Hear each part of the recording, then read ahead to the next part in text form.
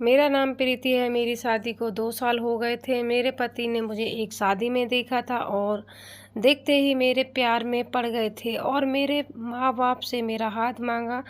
मैं अपने माँ-बाप की इकलौती संतान थी, इसलिए वह मेरे लिए एक अच्छा-सा रिश्ता ढूँढ रहे थे। मेरे पति मनीष एक मल्टीनेशनल कंपनी में ऊँची पोस्ट पर थे, इसलिए मेरे माँ-बाप ने बिना कुछ सोचे समझे इस रिश्ते के लिए हाँ कर दी थी और हम दोनों की शादी धूमधाम से हुई थी। मेरे ससुराल वाले भी बहुत अच्छे इंसान थे। वो सब भी मुझे बहुत प्यार करते थे। मेरा एक छोटा देवर था जिसका नाम सुरेश था और हमेशा मेरे रूप में प्रशंसा करता रहता था कि मैं भी भाभी जैसी लड़की से ही शादी करूँगा। मैं नई शादी हुई थी और देवर की बातें सुनकर मुझे शर्म आती थी। मुझे लगता था कि वह मजाक कर रहा है, पर वह तो मेरे पति की तरह ही जिद्दी था, क्योंकि जब भी घर के लोग उससे शादी के बारे में पूछते तो वह कहता कि अगर मुझे भाभी जैसी लड़की मिलेगी तो मैं शादी करूँगा, नहीं तो नहीं करूँगा। और मुझे धीरे-धीरे लगने लगा कि मेरा देवर इस बात पर बहुत गंभीरता से ले रहा है, इसलिए जब भी ऐसा कुछ कहता तो मैं उससे हंसी में कहती कि मेरी कोई छोटी बहन नहीं है, नहीं तो मैं आपकी यह इच्छा ज़रूर पूरी हो जाती। तब तक वह मुझसे मजाक में कहता कि आप अपने माँ-बाप से ठीक-ठाक से ढंग से पूछो कि आपकी एक हाथ बहन होगी, लेकिन उन्होंने आपसे यह बात छुपा रखी हो। तो मुझे आप उसकी बात सुनकर बड़ी हंसी आती। मैं मेरे पति से हमेशा पूछती, क्या इतनी सुंदर हूँ? सच में तुम बहुत सुंदर हो। अगर तुम्हारी बहन होती तो मैं अपने भाई की शादी उसी से कराता। उनकी ऐसी बात सुनकर थोड़ी नाराज़ हो जाती, क्योंकि बचपन से ही मुझे एक भाई और बहन की कमी हमेशा खलती थी।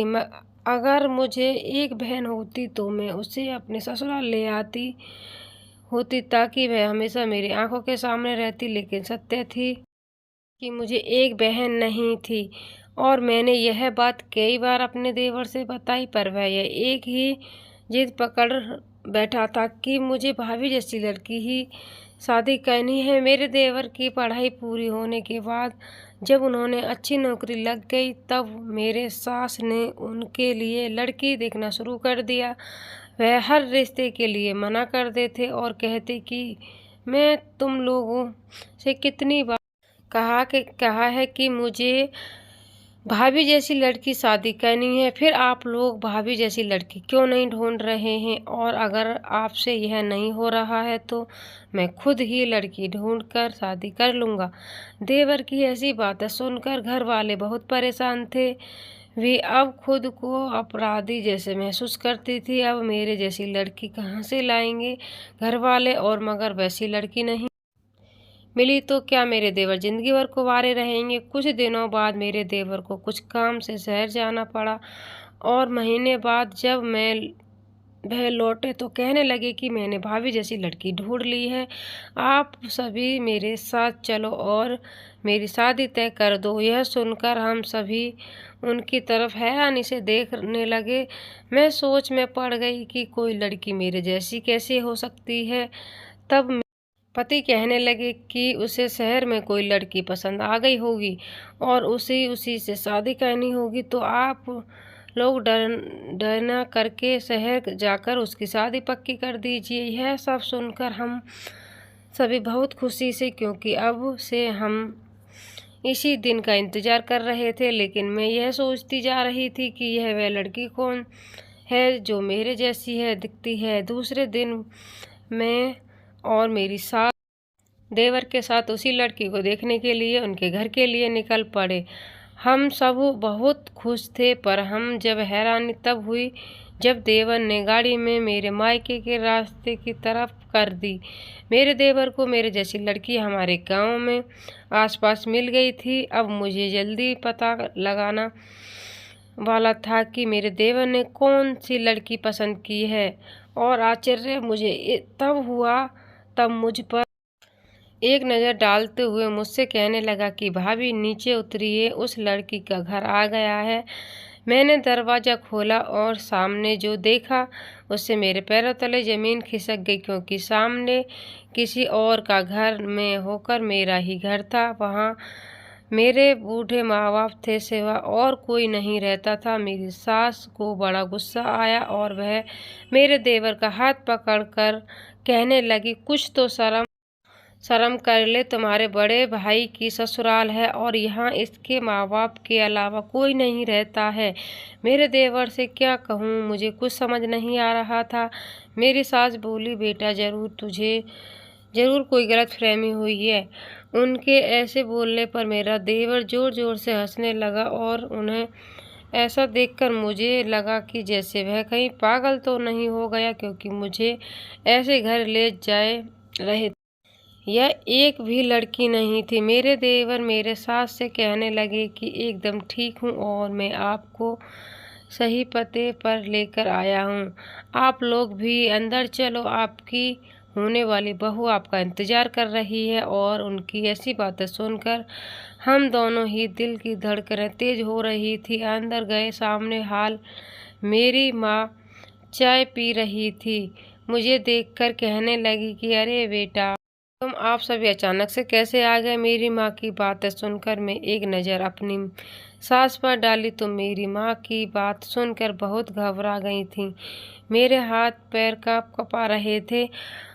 आज मेरे देवर हमारे अच्छे तरीके से इज्जत निकालने वाले हैं। मैं कुछ बोलूं इससे पहले मेरे पापा आए और मेरी माँ से कहने लगे कि अरे, सुबह की सुबह मनीष का फ़ोन आया था ना, मैंने तुम्हें बताना ही भूल गया था और हम सभी को बैठने के लिए कहा। मैं और मेरी सास की जान में जान आई। मुझे तो लगा कि कहीं मेरे देवर मेरे माँ बाप का मार न खाएं। मेरे पापा मुझसे बात कर रहे थे। मेरे देवर की नज़र उस कमरे पर पड़ी थी जहाँ मेरी शादी से पहले रहती थी। आज भी मायके आई हूँ, मैं इस कमरे में रहती हूँ। पता नहीं उस कमरे में ऐसा क्या था। मेरे देवर जब से आए थे उसी कमरे को देखे जा रहे थे। हम सभी बातें कर रहे थे, पर मेरा भी ध्यान इस कमरे की तरफ उतरने में माँ कहने लगी कि आप सभी बैठिए, मैं आप सभी के लिए नाश्ता चाय बनाकर लेकर आती हूँ। उतने में ही देवर कहने लगा कि आप क्यों तकलीफ उठाती हैं, वह लेकर आ जाएगी, उसे चाय बनाने के लिए कहिए ना।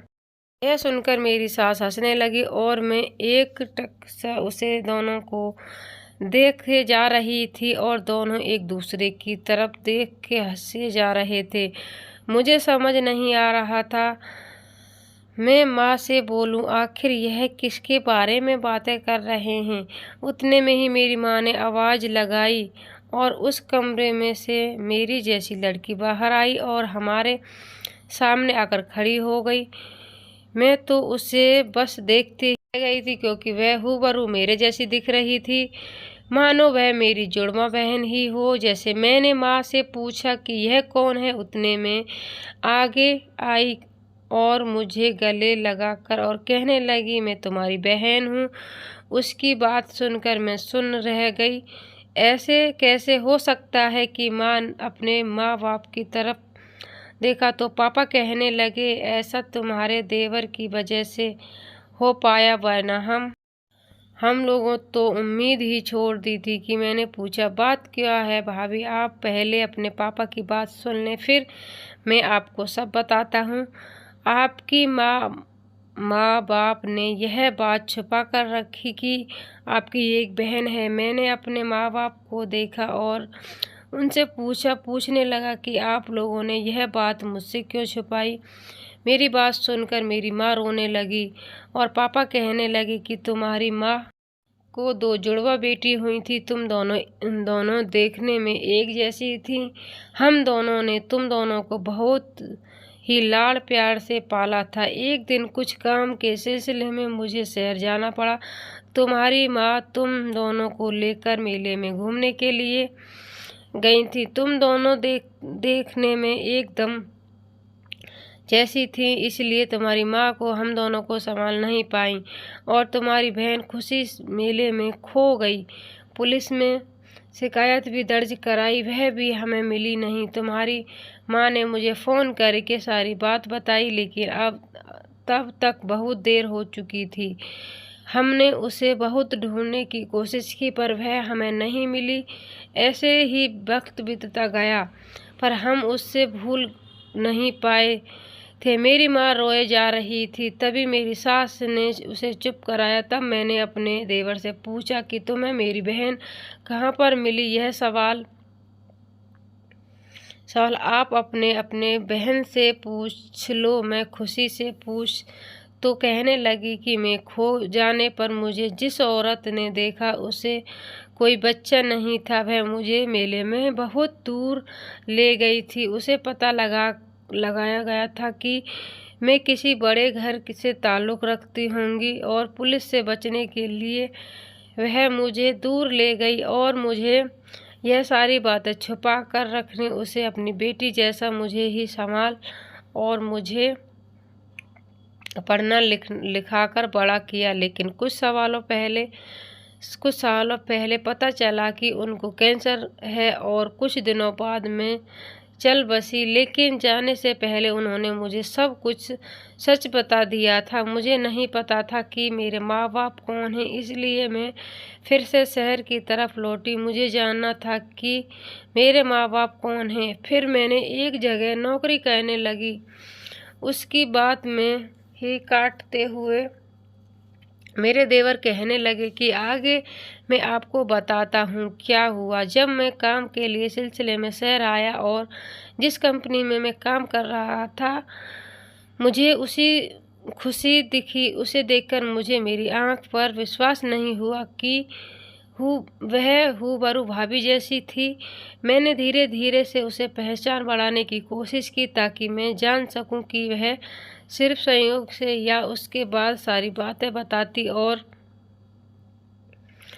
इन बातों को खुलासा हुआ। मेरे देवर की बातें सुनकर मुझे रोना आ गया और मैं अपनी बहन की गले लगाकर रोने लगी। मैं अपने देवर से कहने लगी कि